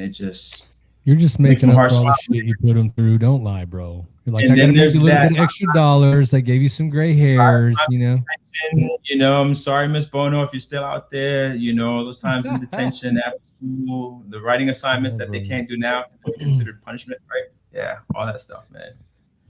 Yeah, well, real quick, Ty, I know that you just had it up. We just want to take a moment. Al's not here, but we're all family when it comes in here to doing this and what we do. We just wanted to just let everybody know that Beth, our thoughts and prayers are out with you, ma'am. Unfortunately, her better half and her partner in life passed away yesterday, Vietnam veteran. We just want to say that we're sorry for your loss. Thank you for his service, and thank you for everything that you did for him and all veterans everywhere. We're praying for you. We're here for you. We love you. Don't forget that. And we hope to see you every week going forward. Absolutely. For sure. Many blessings. Many blessings. Ms. Harris. Absolutely. Yeah. Well, Lou, thank you, sir, for coming on. Told you we do cool shit sometimes. Yeah. Go tell all your friends. Let them know what they're missing out on. We'll see you guys at Houston Veteran Chamber events, right? For anybody that's on here right now watching that's part of the Veteran Chamber, yes, our podcast is a member of the Chamber. We will see you guys out there, out and about at all the mixers and the events and all that stuff. So if you see us out there, come talk to us, come say hello. We'd love to talk to you. But Lou, again, thank you, man, for being open. Thank you for sharing your story. Thank you for giving our audience and our listeners just inspiration to look at, whether it's overcoming adversity, having a great marriage, all of those things, man. Thank you. We really appreciate it. Appreciate you, Joe. Love you, brother. If you don't mind, give me a 30-second pitch for what the Veteran Chamber of Commerce does for veteran-owned businesses. Yeah, for sure, man. Meeting veteran business owners where they are, right, and helping. You don't know what you don't know. Right. So where are you in your business? Very similar concept, right? Where are you in your business and what do you need to get to the next level? Right. What's your avatar? How is it marketing? Is it networking? Is it education? Is it resources? Right. The Houston Regional Veteran Chamber of Commerce has some phenomenal connections to help business owners on a ground level in a myriad of ways. But you know what it is, right? You got to do your own push-ups too. It's not like you pay your fee and all of a sudden people are knocking your doors down. It doesn't work that way. You got to show up. You got to do the thing, right? But there are so many different ways to plug in and help you get to the next level. For some people, that's mixers. For some others, it is getting into the petroleum sector, right? Whatever that looks like, open your face, man. Open your mouth. Tell us what it is, and we can help you get to the thing, help you do the thing. period and point blank, right? Because what happens when you're winning, I'm winning. If I'm winning, Matt's winning, and that just continues, right? So now I grow my business to the point where I'm bringing on staff. I'm going to look for some veterans, right? Are there any veterans that just sell life insurance and want to get into the space and maybe learn more about financial planning? I need an admin, right? Whatever the case may be, I'm going to look to hire veterans. I look to do business with veterans. One of my guys, man, shout out Brady. He's down in the Corpus area. He's in the lending business. So anytime any one of my clients are in the market to buy a house, Brady, run them. They're all yours, bro. Right? Anything and everything to help a veteran business owner get to that next level. Period. Love it. Yeah, absolutely. Couldn't say it better myself. All right, ladies and gentlemen, Lou Rosado Jr. Appreciate your story, man. Blessings, brother. Appreciate you. Yes, sir. We'll see you soon. We'll definitely be in touch. All right, brother. Have a good one. How about that? So, Ty, if you don't mind, do we have a lot that we have to do at the end of the show today? I don't think we have a lot, huh? There's no. Let's just get at it. Let's bounce. Let's just one more time. Yeah. The only thing we can get into is what you have on the screen there. You can throw it back up. The Triple Threat Vet Podcast is doing a March Madness bracket challenge. It's already up. It's been shared on our Facebook page. We're going to put a link to the bracket in the description of this episode so that you can go in there and get it. If you want to come in, you want to get into the bracket, you want to go see what it's all about, jump in there, ask your wife which color uniforms look better, whatever it is that you do to pick your teams. And at the end of it, the winner will get some Triple Threat Vet Podcast swag, maybe a hoodie, maybe a hat, maybe a shirt, maybe all three. But it's open to everybody. Go in there, jump in there, be a part of it, talk some shit, and we'll guys keep you updated. But remember, you got to go in there now before the play-in game. So Selection Sunday is this Sunday. Jump in there. Make sure that you're making your picks before the first games are played. And yeah, we would love to see who's going to try and beat Ty. So Ty probably has 50 fucking brackets. Yeah, I'm going to put it in the into the chat right now. I'm grabbing it real quick. Sorry, it's taking so long. Oh no, you're good. You're good. Yeah, I'm looking forward to that as well. That's going to be a lot of fun. Yep. Hopefully, I can redeem myself because I absolutely sucked at the picks this year in football. Football just wasn't your sport, man. Just wasn't your sport. Yeah. Right guard done went left. It's crazy. You were like the right guard tackle, bro. Right side of the bench, guarding the water bottle, tackling anybody that was trying to get water that wasn't playing. I get it. Was stink. But anyway, next week we got another United States Marine Corps veteran. Yes, we do. West Poetic a little bit. Yeah. This Rodney Lopez, man, another Marine Corps vet, served in the Marine Corps, got out. He's done a lot in entrepreneurship, a lot in business. He's done a lot in the nonprofit space to help veterans. Just an overall interesting guy. He's done a lot of amazing things, and he's going to be a joy to talk to. So I can't wait to talk to him next week. Yeah, that's going to be a lot of fun. And then in 2 weeks we've got Sergeant Major of the Army. I wanted to go ahead and put that out. Sergeant Major of the Army. I'm just going to have to reach out to some mech puns, dude, because this is getting out of control that we've had 2 Sergeant Majors of the Armies. For all you mech puns out there that accidentally hear this shit, hit us up. We can't have the Army beat us and everything. Go Army beat Navy, baby.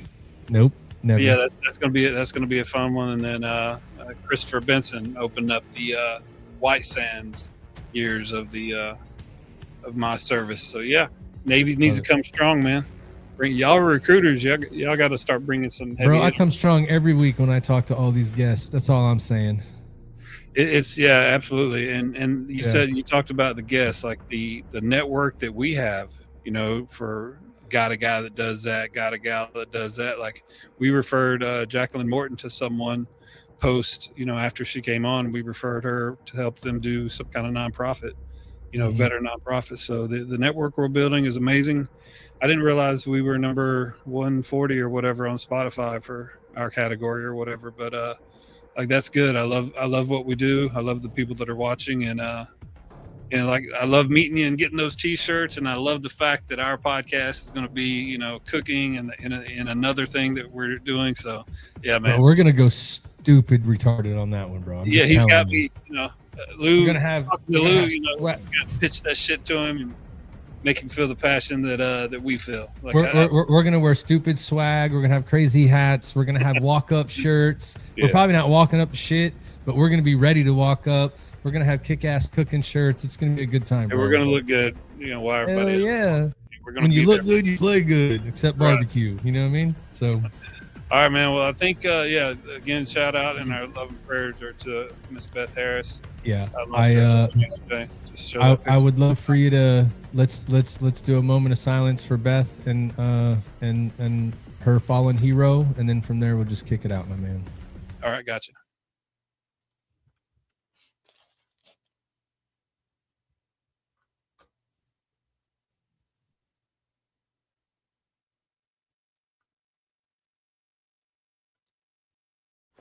If you or someone you know is in crisis, contact the Veterans Crisis Line at 1-800-273-8255. Then press 1.